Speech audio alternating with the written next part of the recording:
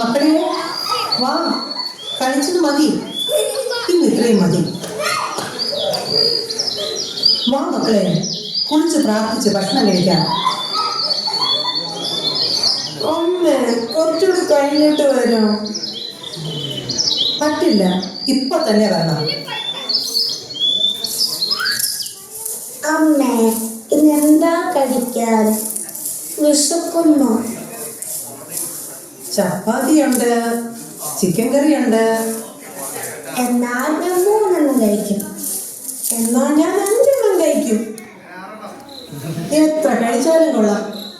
ആദ്യം കുളിക്കണം, പിന്നെ പ്രാർത്ഥിക്കണം. കേട്ടല്ലോ? കേട്ടു. അമ്മേ, കഴിച്ചു കഴിഞ്ഞാൽ കഥ പറഞ്ഞു തരുമോ? കഥയൊന്നുമില്ല. നാളെ നേരത്തെ എഴുന്നേൽക്കണം, സ്കൂളിൽ പോകാനുള്ളതാ. അമ്മേ, കഥ കേട്ടാലോ ഉറക്കം വരൂ? അമ്മേ, കഥ പറഞ്ഞതാ, പ്ലീസ്. നല്ല അമ്മയല്ലേ? എത്ര കഥകളാ പറഞ്ഞു തന്നിരിക്കുന്നത്. എന്നിട്ടെന്താ, ഗുണപാഠം അനുസരിക്കാറുണ്ടോ? ഞങ്ങൾക്ക് പറഞ്ഞു തന്ന കഥകളൊക്കെ അറിയാമല്ലോ. എന്നിട്ട് ആരോടെങ്കിലും പറഞ്ഞു കൊടുക്കാറുണ്ടോ? ഞങ്ങൾ സൺഡേ സ്കൂളിൽ ടീച്ചേഴ്സിനോടും സ്കൂളിൽ കൂട്ടുകാരോടൊക്കെ പറയാറുണ്ടല്ലോ. ഞാനോ? ആണോ? എന്നാലേ അമ്മ നല്ലൊരു കഥ പറയാൻ കേട്ടോ. ആരുടെ കഥയാ അമ്മേ? അത് പഴയ നിയമത്തിലെ ന്യായാധിപനായ ജപ്തിയുടെയും മകളുടെയും ജീവിതകഥയാണ്. ജപ്തിയുടെ മകൾ അബിഗയിലിന്റെ രക്തസാക്ഷിത്വത്തിന്റെ കഥയാണിത്. ഈ കഥയ്ക്കൊരു പേരുണ്ട്. അതാണ്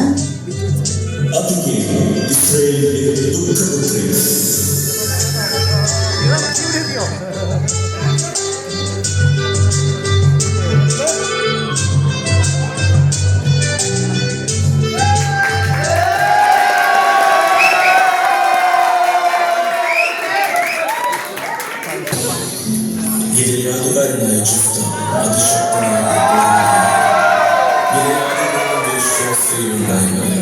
പിതാവിന്റെ കുറുക്കിൽ ആഹാരമില്ലാത്തവനായി അവന്റെ സഹോദരന്മാർ പുറന്തള്ളപ്പെട്ടു. അതിനാൽ അവൻ തോബ് ദേശത്തേക്ക് ഓടിപ്പോവുകയും ഒരു വലിയ കൊളസംവേദത്തിന്റെ തലവനായി ജീവിക്കുകയും ചെയ്തു. ജിഫ്തയുടെ ഭവനത്തിലേക്ക് സ്വാഗതം.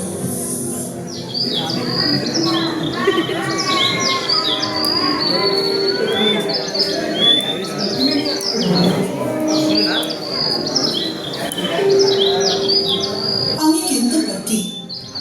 കുറച്ചുനാളായി ഞാൻ ശ്രദ്ധിക്കുന്നു. അങ്ങേക്ക് കാര്യമായിട്ട് എന്തോ പറ്റിയിട്ടുണ്ടല്ലോ. എന്താണ് കാരണം? എന്തോ എനിക്കറിയില്ല.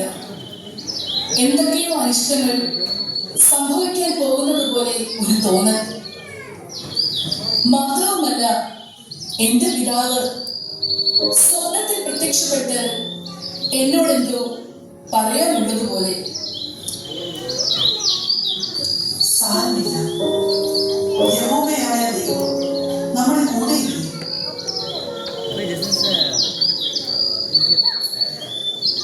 നമ്മുടെ ശത്രുക്കളായ അമോര്യർ ഇസ്രായേലിനെതിരെ യുദ്ധം പ്രഖ്യാപിച്ചതും എന്റെ ആവലുകളുടെ ഒരു കാരണം കൂടിയാണ്. കഷ്ടതയിൽ നിന്നോ യുദ്ധങ്ങളിൽ നിന്നോ രക്ഷിക്കുന്ന നമ്മുടെ ദൈവം കൂടെയുണ്ടല്ലോ. പിന്നെ എന്തിനാ പ്രയാസപ്പെടണം? എന്നിരുന്നാലും എന്റെ സൈന്യവും എന്റെ സമ്പത്തും ധൈര്യവും എന്റെ രാജ്യത്തിന് വേണ്ടി ഉപയോഗിക്കുവാൻ കഴിയുന്നില്ലല്ലോ. അധികം താമസിക്കാതെ ദൈവം അങ്ങയുടെ ജീവിതത്തിൽ ഇടപെടും എന്ന് എനിക്ക് ഉറപ്പുണ്ട്. അല്ല, നമ്മളൊരിക്കലും യഹോവയ്ക്കെതിരെ ഒന്നും പ്രവർത്തിച്ചിട്ടില്ലല്ലോ. എന്നാലും ചെയ്യുന്നതെല്ലാം തെറ്റാണെന്നൊരു തോന്നൽ മനസ്സിനെ വേട്ടയാടുകയാണ്. നമുക്ക് കാത്തിരിക്കാം. എല്ലാം കഴുകി കളഞ്ഞ് നിർമ്മലമായ ജീവിതം നയിക്കാൻ ദൈവം നമ്മെ അനുവദിക്കുന്നു. എപ്പോഴും നീ എന്റെ കൂടെ നന്ദി. ആ, അതൊക്കെ പോട്ടെ. എവിടെ നമ്മുടെ മകൾ അബികൈൽ? എന്റെ സൗഭാഗ്യവും എന്റെ പ്രതീക്ഷയും. കൊള്ളാം. നിങ്ങൾക്ക് മാത്രമേ അവളോട് സ്നേഹമുള്ളൂ? അവള് എന്റെയും കൂടി മകളല്ലേ? എന്നാലും എന്നോടാണ് അവൾക്ക് കൂടുതൽ സ്നേഹം. കല്യാണം ഉറപ്പിച്ച പെണ്ണ എപ്പോഴും കൂട്ടുകാരികളുടെ കൂടെ വഴി നീങ്ങ നടക്കുകയാണ്. ആരെങ്കിലും അവളെ ഉപദ്രവിക്കുമോ? അത് എന്റെ ഭയം. ഈ ജഫ്തയുടെ മകളെ ശല്യപ്പെടുത്താൻ ധൈര്യമുള്ള ആരെങ്കിലും ഈ ഇസ്മായിലോ അയൽരാജ്യമോ കാണുമോ?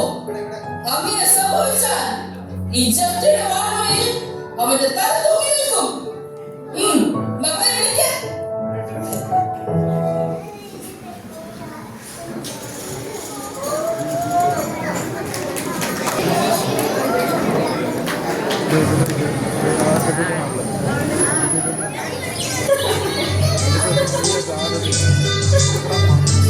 എന്നോടൊന്നും ചോദിക്കണ്ട, ഞാനൊന്നും പറയില്ല.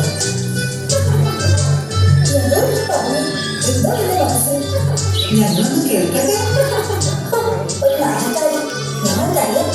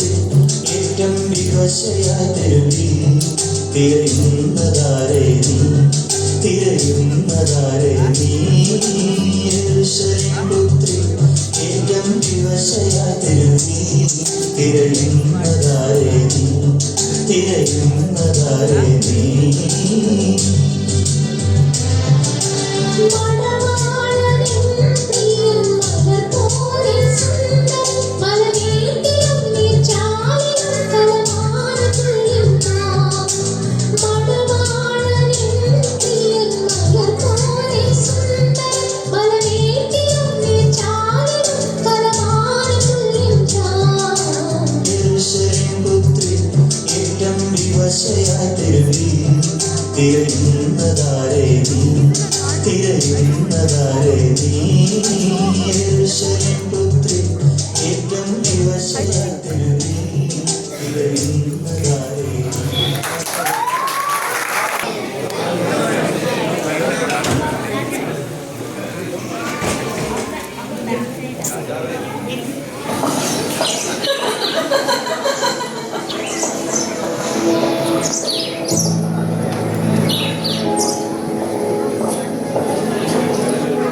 ഇതാര്? ജഫ്തയുടെ മകളും ഇസ്രായേലിലെ റാണിയുമാണോ? പുതിയ കൂട്ടുകാരികളുണ്ടല്ലോ. എന്റെ മകൾക്ക് സുഖമാണോ? അപ്പ സുഖമാണ്. എനിക്ക് വേണ്ടി എന്തെല്ലാമാണ് അവിടുന്ന് ചെയ്യുന്നത്. അതുകൊണ്ട് ഞാൻ എന്നും അങ്ങയോട് നന്ദിയുള്ളവരായിരിക്കും. അവിടെ എന്ത് പറഞ്ഞാലും ഞാൻ യഹോവയെ പ്രതി അനുസരിക്കും.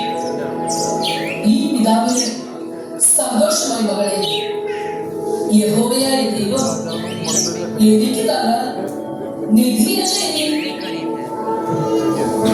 മകളെ, ദൈവം എന്നും നിനക്ക് തുണയായിട്ടുണ്ടാകും. ഈ മാതാപിതാക്കളെ മറക്കാതെ ജീവിച്ചാൽ മതി.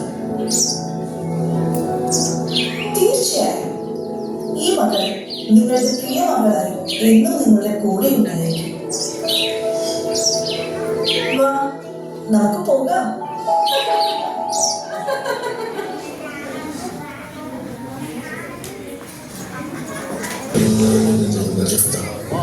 ഇസ്രായേലിന്റെ വേദനയും അതീവപ്പെട്ടതുമായി ജെഫ്തായുടെ ജീവിതത്തെ മാറ്റിമറിക്കുന്ന ഒരു തീരുമാനവുമായി 3 പേർ കടന്നു വരുന്നു. ആരാണ് 3 പേർ? എന്തായിരുന്നു അവരുടെ ലക്ഷ്യം?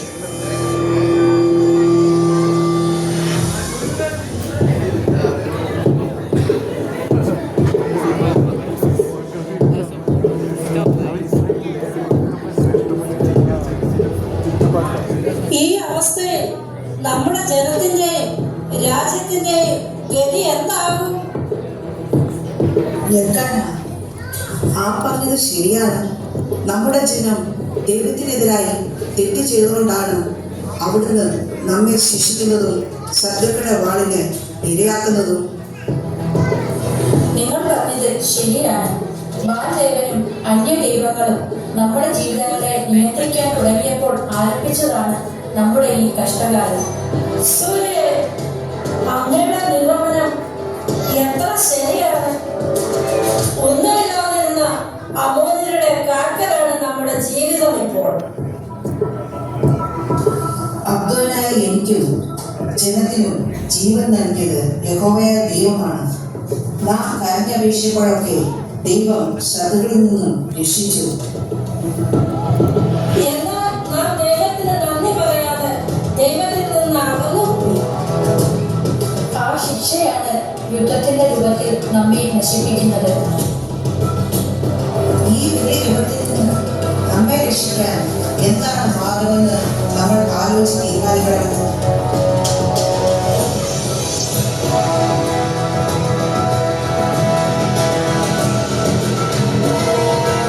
ഈ യുദ്ധത്തിൽ അമോന്യരെ തോൽപ്പിക്കാൻ ശക്തിയുള്ളതും ധൈര്യശാലിയുമായ തോൽക്കാരൻ ജനതയ്ക്ക് മാത്രമേ സാധിക്കുമെന്ന് എന്റെ മനസ്സ്. പക്ഷേ നമ്മൾ എന്തു പറഞ്ഞ് ജെഫ്തായെ സമീപിക്കും? നമ്മുടെ കൂട്ടത്തിൽ നിന്ന് നാം അവനെ തള്ളിക്കളഞ്ഞതല്ലേ? അവന്റെ പിതാവായിരുന്ന ഗിലെയാദ് നമുക്ക് പ്രിയപ്പെട്ടവനായിരുന്നില്ലേ? അതുകൊണ്ട് ജെഫ്തായ്ക്ക് ദൈവജനത്തെ തള്ളിക്കളയാൻ സാധിക്കുമോ?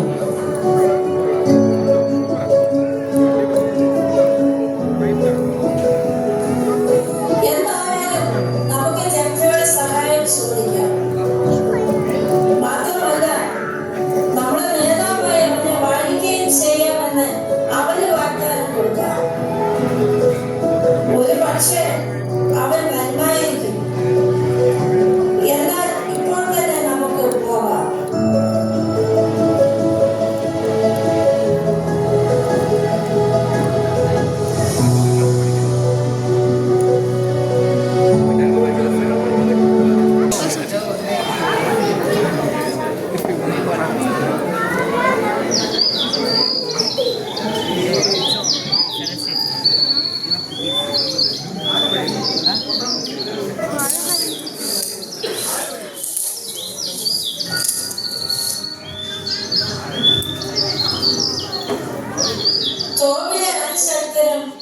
ധൈര്യശാലിയും ഗിലെയാദിന്റെ മകനും സർവോപരി അമോന്യരെ യുദ്ധത്തിൽ തോൽപ്പിക്കാൻ കഴിവുള്ളവരുമായ ജെഫ്തായുടെ കൊട്ടാരത്തിലേക്ക് ദൈവമായ യഹോവയുടെ ദാസന്മാർ പ്രവേശിക്കുന്നതിന് തടസ്സമൊന്നുമില്ലല്ലോ. എന്നും നിങ്ങളുടെ വാക്കുകൾ അങ്ങനെ തന്നെയായിരുന്നു. ആവശ്യമായപ്പോൾ സുഖിപ്പിക്കാനും കാര്യം കഴിയുമ്പോൾ തള്ളിക്കളയാനുമുള്ള നിങ്ങളുടെ കഴിവിനെ അഭിനന്ദിക്കാതിരിക്കാൻ വയ്യ. ഇസ്രായേലിലെ ശ്രേഷ്ഠന്മാരായ എൽക്കാനയും അബ്ദോനും സൂര്യനും ജെഫ്തയുടെ ഭവനത്തിലേക്ക് മടി കൂടാതെ കടന്നു വരാം. സ്വാഗതം. ഇത് ഞങ്ങളുടെ മകൾ അബിഗേൽ. മകളെ, ശ്രേഷ്ഠന്മാർക്ക് വന്ദനം പറയൂ. വന്ദനം ശ്രേഷ്ഠന്മാരും. ദൈവജനത്തെ നയിക്കാൻ നിയോഗിക്കപ്പെട്ടിരിക്കുന്ന നിങ്ങൾക്ക് വിജയം നൽകാൻ യഹോവ നിങ്ങളുടെ കൂടെ ഉണ്ടായിരിക്കും. വരവിന്റെ ഉദ്ദേശം മനസ്സിലായില്ല. അമോന്യരുടെ കയ്യിൽ ദൈവജനം നിഷ്കരണം കൊല്ലപ്പെടുന്നത് നീ അറിഞ്ഞു കാണുമല്ലോ. ഇനി നിനക്ക് മാത്രമേ ഇസ്രായേലിനെ രക്ഷിക്കാൻ കഴിയൂ. ശ്രേഷ്ഠന്മാരെ, നിങ്ങൾക്ക് എന്നെ മുന്നിൽ വന്ന് ഇതെങ്ങനെ പറയാൻ കഴിയുന്നു? അങ്ങയുടെ കോപവും കത്തും നിങ്ങൾക്ക് അറിയുന്നുണ്ടോ? ഈ ഒരു ചോദ്യം മതി. നിങ്ങളുടെ തല ഇവിടെ കിടന്നിട്ട് ഇറങ്ങിപ്പോകാൻ പറഞ്ഞോ? നാഥ, അങ്ങനെ പറയരുത്. അങ്ങനെ സഹായം ചോദിച്ച് ഇവിടേക്ക് കടന്നു വന്നവരാണ്. അവരെ നിരാശരാക്കരുത്. അബ്ബ, ഇസ്രായേൽ മുഴുവൻ ബഹുമാനിക്കുന്ന ശ്രേഷ്ഠന്മാരോട് യഹോവയെ പ്രതി അങ്ങ് ദൈവം കാണിക്കണം. ശരി, എന്റെ മകൻ പറഞ്ഞതുകൊണ്ട് ഞാൻ നിങ്ങളെ കേൾക്കാം. അമോന്യരുടെ യുദ്ധത്തിൽ നീ ഞങ്ങളെ സഹായിക്കണം. അതല്ലാതെ വേറെ ഒരു വഴിയും ഞങ്ങൾ കാണുന്നില്ല.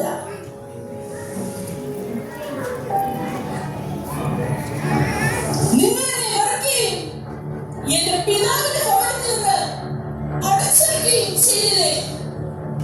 അപകടത്തിൽപ്പെട്ടപ്പോൾ നിങ്ങൾ എന്റെ അടുക്കൽ വന്നിരിക്കുമോ? അമോന്യരുടെ യുദ്ധം ചെയ്യുന്നതിനും ഗിലെയാദ് നിവാസികളായ ഞങ്ങളുടെ നേതാവാകുന്നതിനും വേണ്ടിയാണ് ഞങ്ങൾ വന്നിരിക്കുന്നത്. ശരി, അമോന്യരോട് പോരാടാൻ നിങ്ങൾ എന്നെ കൊണ്ടുപോകുകയും കർത്താവ് അവരെ എനിക്ക് ഏൽപ്പിച്ചു തരികയും ചെയ്താൽ ഞാൻ നിങ്ങളുടെ നേതാവാകും. കർത്താവ് നമുക്ക് സാക്ഷിയായിരിക്കട്ടെ. നീ പറയുന്നത് പോലെ ഞാൻ ചെയ്യാം. നന്ദി ചെത്ത ദൈവം നമുക്ക് രക്ഷകനായിരിക്കട്ടെ. അവയെ ഞങ്ങളുടെ സഹോദരനായ ഗിലെയാദിന്റെ കൊച്ചുമകളായതിനാൽ ഞങ്ങൾ സന്തോഷിക്കുന്നു. നിന്നിലുള്ള ഇസ്രായേലിന് എന്നും ഓർക്കാനുള്ള വിജയത്തിന്റെ അടയാളമായി നീ മാറുമെന്ന് എന്റെ മനസ്സ് പറയുന്നു. ഇസ്രായേലിന്റെ വിജയത്തിന് വേണ്ടി എന്റെ പിതാവിനെ പോലെ ഞാനും നിങ്ങളുടെ കൂടെ ഉണ്ടായിരിക്കും. ശ്രേഷ്ഠന്മാരെ അനുഗ്രഹിച്ചാണ്.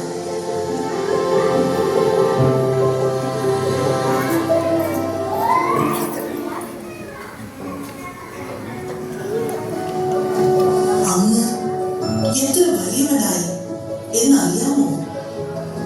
ഒരിക്കൽ തള്ളി കളഞ്ഞവർ ഇപ്പോൾ സഹായ അഭ്യർത്ഥനയുമായി അങ്ങയുടെ മുമ്പിലേക്ക് വന്നല്ലോ. ദൈവമാണല്ലോ എല്ലാം നിയന്ത്രിക്കുന്നത്. അതിന് ഞാൻ ഒരിക്കലും യഹോവയെ തള്ളിക്കളഞ്ഞിട്ടില്ലല്ലോ. ഇവർ തള്ളിക്കളഞ്ഞപ്പോഴാണ് ഞാൻ ഒരു നീചനായി മാറിയത്. എന്നാൽ ഇനി മുതൽ ഞാൻ യഹോവയുടെയും ജനത്തിന്റെയുമാണ്. അബ്ബ, ഈ മകൾക്ക് സന്തോഷമായി. ഇസ്രായേലിന്റെ ശത്രുക്കളോടുള്ള യുദ്ധത്തിൽ ഞാൻ അങ്ങയുടെ കൂടെ ഉണ്ടായിരിക്കും. അതിന് വാളെടുക്കാൻ ഞാൻ നിന്നെ പരിശീലിപ്പിച്ചിട്ടില്ലല്ലോ.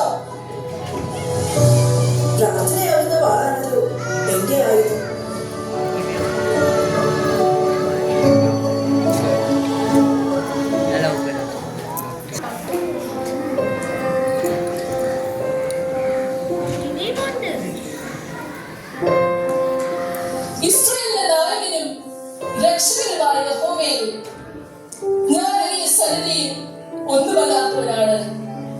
എങ്കിലും നീ എന്നെ കരുതുന്നതിൽ ഞാൻ നന്ദി പറയുന്നു.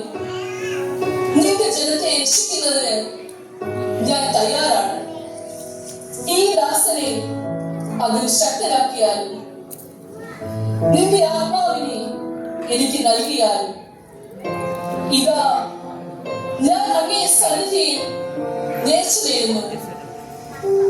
അങ്ങ് അമോനെ എന്റെ കയ്യിൽ ഏൽപ്പിക്കുമെങ്കിൽ എന്നെ എതിരേൽക്കാൻ പടിവാതിൽക്കിലേക്ക് ആകെ വരുന്നത് ആരായിരുന്നാലും അവൻ കർത്താവിൻ്റെതായിരിക്കും. ഞാൻ അവനെ ദഹനബലിയായി അവിടുത്തേക്ക് സമർപ്പിക്കും. യഹോവേ, എനിക്ക് ശക്തി തന്നാലും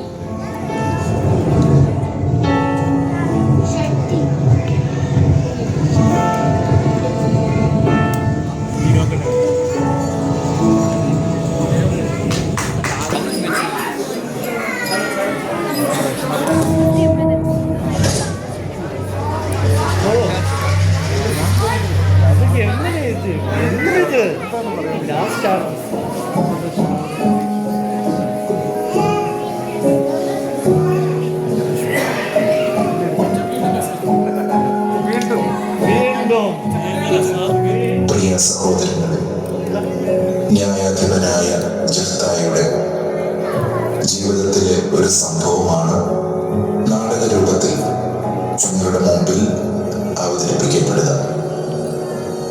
MCMF ടീമിന് എല്ലാവിധ നന്ദിയും സ്നേഹവും ഈ സമയത്ത് അറിയിക്കുന്നു. അവരുടെ ആത്മാർത്ഥമായ പ്രയത്നം ഇന്ന് നിങ്ങളുടെ മുമ്പിൽ എത്തിച്ചേരുകയാണ്. നഷ്ടപ്പെട്ടു പോയി എന്ന് കരുതുന്ന ചില കാര്യങ്ങൾ വീണ്ടെടുക്കുന്നതിനുള്ള അവസരം കൂടിയാണിത്. ജീവിതത്തിൻ്റെ തിരക്കുകൾക്കിടയിൽ തങ്ങളിലുള്ള കലാവാസനയെ പ്രോത്സാഹിപ്പിക്കാൻ അവർക്ക് കഴിഞ്ഞു എന്നുള്ളതാണ് ഏറ്റവും പ്രധാനപ്പെട്ട കാര്യം. MCMF ടീം അതിന് നേതൃത്വം നൽകിയപ്പോൾ ഒരു വലിയ പ്രചോദനമായി ഇത് മാറി. MCMF ടീമിനോടുള്ള ഹൃദയവുമായ നന്ദി ഈ സമയത്ത് അറിയിക്കുന്നു. അവർക്ക് വേണ്ട സഹായങ്ങൾ, പ്രോത്സാഹനങ്ങൾ നൽകുന്ന ഇടവക സമിതിയോട് പ്രത്യേകം നന്ദി അറിയിക്കുന്നു. ഇന്ന് നടക്കുന്ന എല്ലാ പരിപാടികളിലും അമ്മമാരുടെ പങ്കാളിത്തത്തെ പ്രത്യേകം എടുത്തു പറയുന്നു. ആത്മാർത്ഥതയോടും ത്യാഗത്തോടും കൂടിയുള്ള അവരുടെ പ്രവർത്തനങ്ങൾക്ക് കൂടുതൽ അനുഗ്രഹങ്ങൾ ഉണ്ടാകട്ടെ എന്ന് പ്രത്യേകം പ്രാർത്ഥിക്കുന്നു. MCMF പ്രസിഡന്റ്, മറ്റു ഭാരവാഹികൾ എന്നിവരോടുള്ള ഹൃദയം നിറഞ്ഞ നന്ദി ഈ സമയത്ത് രേഖപ്പെടുത്തട്ടെ. നിങ്ങളുടെ ആത്മാർത്ഥതയും സ്നേഹവും വലിയ പ്രചോദനമാണ്.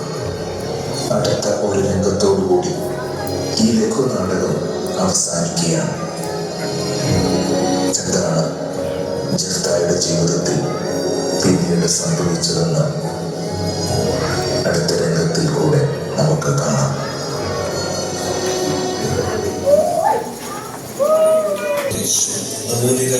ചോദിച്ചു, എന്റെ ദേശത്തോട് യുദ്ധം ചെയ്യാൻ നിനക്ക് എന്നോട് എന്താണ് വേണ്ടത്? തുടർന്നുള്ള എല്ലാ ചർച്ചകളും പരാജയപ്പെട്ടു. അതിശക്തനായ ജഫ്ത ഇസ്രായേലിന് വേണ്ടി യുദ്ധം ചെയ്തു. അമ്മോനരുടെ ദേശത്തേക്ക് അവർ തുടർന്നു. 20 പട്ടണങ്ങളിൽ ജഫ്ത എടുത്ത് കർത്താവ് അമ്മോനിയെ അവന്റെ കയ്യിൽ ഏൽപ്പിച്ചു.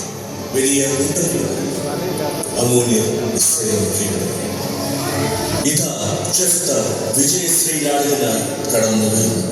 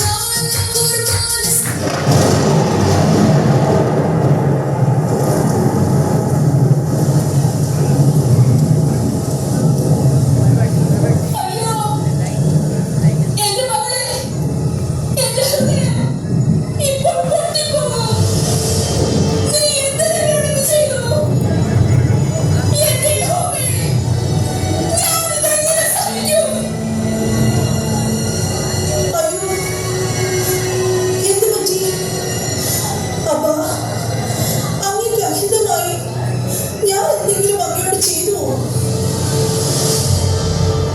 ഞാൻ ഇതെങ്ങനെ നിന്നോട് പറയും? ഒരു നിമിഷം കൊണ്ട് നീ എനിക്ക് ആത്മഹത്യ പോയല്ലോ. എന്ത് പറ്റി ചേട്ടാ? ഇത് സന്തോഷിക്കുന്ന സമയമല്ലേ? അയ്യോ, ശ്രേഷ്ഠന്മാരെ, കേട്ടാലും ഞാൻ കർത്താവിന് വാക്ക് കൊടുത്തുപോയി. നേർച്ചയിൽ പിന്മാറാൻ എനിക്ക് സാധിക്കില്ല. ഇസ്രായേലിന്റെ നായക, എന്ത് വാക്കാണ് അങ്ങ് കർത്താവിന് കൊടുത്തത്?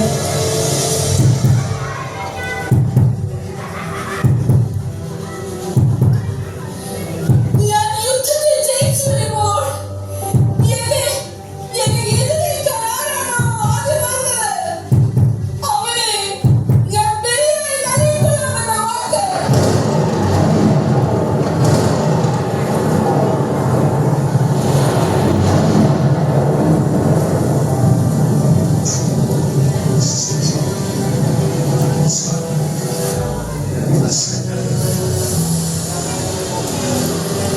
പിതാവേ,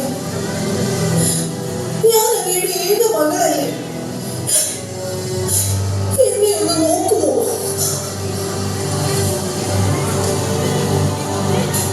ഇല്ല, എനിക്ക് ശക്തിയില്ല. ദേഹം തളർന്നതുപോലെ.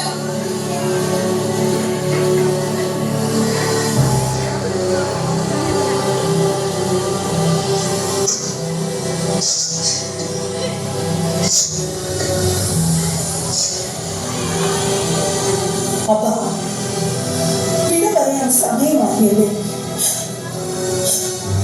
അങ്ങയുടെ മകളായി ജീവിച്ച് കൊതി തീർന്നില്ല. എനിക്ക് വേണ്ടി കാത്തിരിക്കുന്ന എന്റെ പ്രിയപ്പെട്ടവരോട് ഞാൻ എന്ത് പറയും? ഈ കുന്നുകളെയും പൂക്കളെയും അരുവികളെയും തെരുവുകളെയും വിട്ട് ഞാൻ എങ്ങനെ പോകും?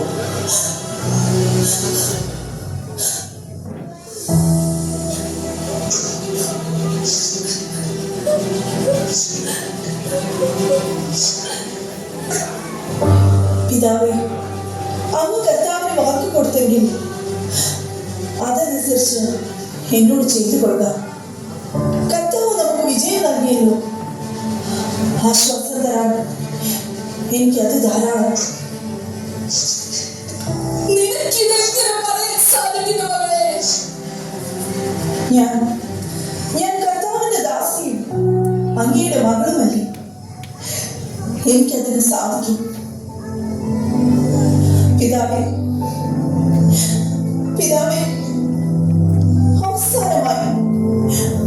അവസാനമായി എനിക്കൊരു ആഗ്രഹമുണ്ട്. എനിക്കത് സാധിച്ചു തരുന്നു. എന്താണത്? പറഞ്ഞാലും. എന്റെ സരിമാനത്ത് ഞാൻ സ്നേഹിച്ച ഈ കുന്നുകളിൽ പോയി വിലപിക്കാൻ എനിക്ക് 2 മാസം സമയം തരാം. മകളെ, പോയി വരൂ. ഈ പിതാവ് നിനക്ക് വേണ്ടി ഹൃദയം നിറഞ്ഞു കാത്തിരിക്കും.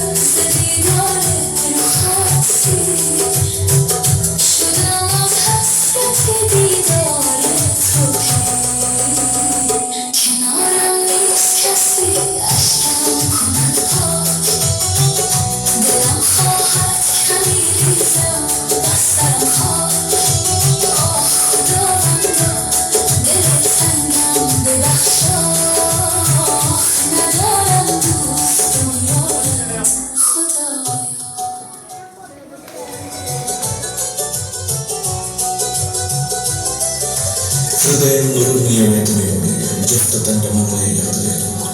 തന്നെ വിജയിപ്പിച്ച ദൈവത്തോടുള്ള നേർച്ചയെ മറ്റെന്തിനേക്കാളും വിലയുള്ളതായി അവൻ കണ്ടു. അബിഗയിൽ വേദനയോടെ തന്റെ പിതാവിനെ വിട്ടു പിരിയുകയും തന്റെ സന്നിധാനത്ത് 2 മാസം ഗിലെയാദ് മലയിൽ തന്റെ കന്യോത്തത്തെ പറ്റി വിരമിച്ച് പ്രാർത്ഥിക്കുകയും ചെയ്തു.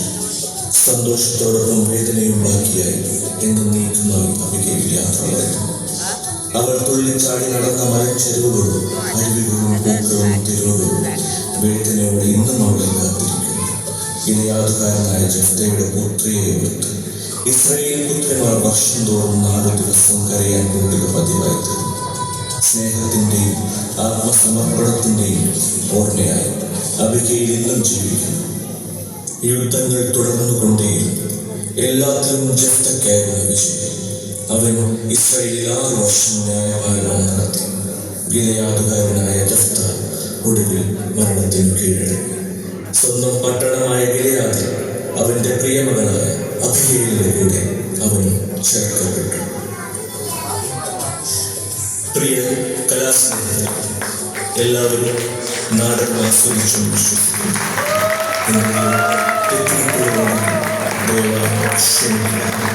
എല്ലാവർക്കും നന്ദി, നമസ്കാരം.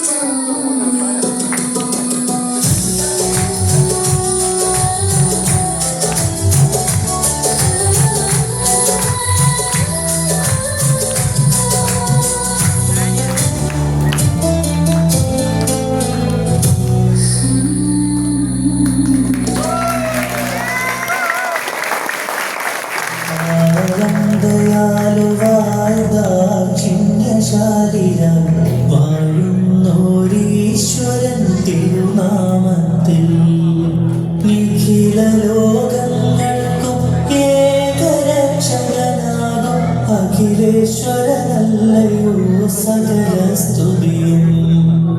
അഖിലേശ്വരനല്ലയോ സകല സ്തുതിയും.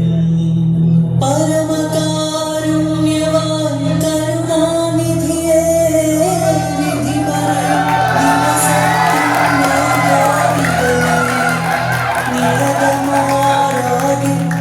ഞങ്ങളങ്ങനെ മാത്രം സതതം സഹായമാക്കിയതും തിരുമുമ്പിൽ നയിക്കണം ഞങ്ങളെ ഗ്രഹമാത്രമായോർത്തൻ മാർഗത്തിൽ അങ്ങയാൽ കോപിക്കപ്പെട്ടോരുടെ വഴിയല്ല സന്മാർഗഭ്രഷ്ടൻ വഴിയിതുമല്ല. പാരം ദയാലുവായി ദാക്ഷിണ്യശാലിയായി വാഴുന്നോരീശ്വരൻ തിരുനാമത്തിൽ നിഖില ലോകങ്ങൾക്കും ഏകരക്ഷകനാകും അഖിലേശ്വരനല്ലയോ സകല സ്തുതിയും. അഖിലേശ്വരനല്ലയോ സകല സ്തുതിയും. അഖിലേശ്വരനല്ലയോ സകല സ്തുതിയും.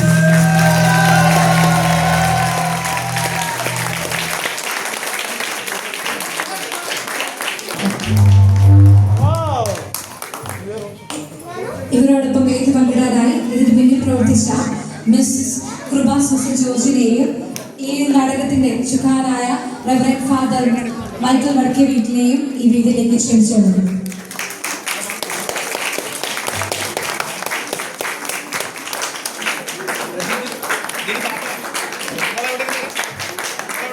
ഇവർക്ക് അതിമനോഹരമായ ഒരു കൈയടി നമുക്ക്